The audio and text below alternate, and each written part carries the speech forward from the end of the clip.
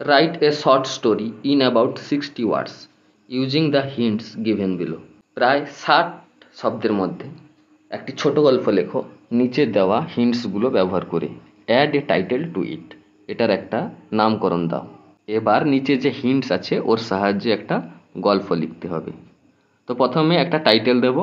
টাইটেলটা হলো এ terrifying night, এক আতঙ্কের রাত।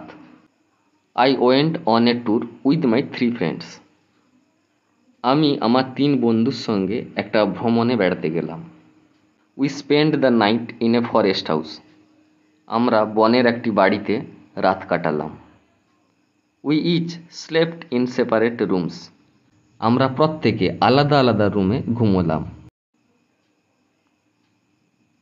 Suddenly there was a terrible sound in the forest, হঠাৎ বনের মধ্যে একটা ভয়ানক শব্দ হলো।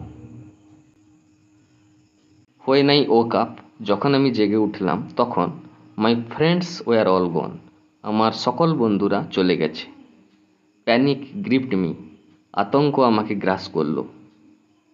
I stumbled through the dense forest in fear alone, আমি একা ভয়ের সঙ্গে বনের মধ্য দিয়ে হোঁচট খেতে খেতে অগ্রসর হলাম।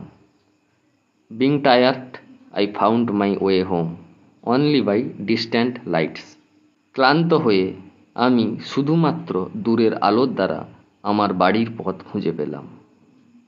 I have never forgotten this feeling of fear and horror, আমি কখনোই এই ভয় এবং আতঙ্কের অনুভূতি ভুলিনি।